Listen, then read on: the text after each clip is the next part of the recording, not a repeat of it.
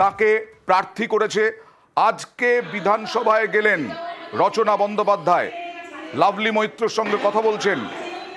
দেখছেন সেই ছবি। রচনা বন্দ্যোপাধ্যায় লকেটের বিরুদ্ধে, লকেট চট্টোপাধ্যায়ের বিরুদ্ধে প্রার্থী, বিজেপি প্রার্থী লকেট চট্টোপাধ্যায়ের বিরুদ্ধে তৃণমূলের প্রার্থী অর্থাৎ দিদির প্রার্থী দিদি, তিনি আজকে গেলেন বিধানসভায়। এক্সক্লুসিভ ছবি নিউজ 18 বাংলায়।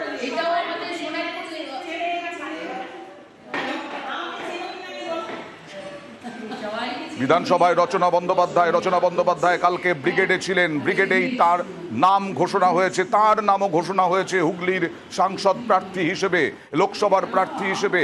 আজকেই তিনি একেবারে বিধানসভায় গেলেন। কি বললেন রচনা বন্দ্যোপাধ্যায় দেখুন। হ্যাঁ, কাজ তো করতে হবে, তাই জন্যই। আর অসীমাদি ছাড়া তো এগুলো যাবে না, তাই অসীমাদি ছত্রছায়া থাকতে হবে, সেই জন্যই আজকে এসেছি। দারুণ রিয়াকশন, আমি অভিভূত। আমি ভাবতে পারিনি মানুষের এত ভালোবাসা, সাপোর্ট পাবো। আমি ভেবেছিলাম অনেকে বলবে যে কেন রাজনীতিতে আসলেন, কিন্তু আমি সত্যিই খুব খুশি হলাম মানুষের রিয়াকশন দেখে। আপনার নিকটতম প্রতিদ্বন্দ্বিনী আপনার কি বক্তব্য? খুব ভালো বন্ধু আমার, ভালো থাকুন।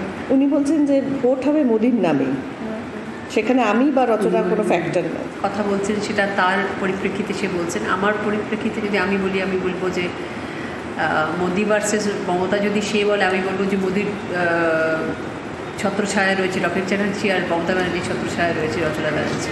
তাহলে তো লড়াই লকেট আর রচনার মধ্যেই হচ্ছে, তাই নয়? রচনা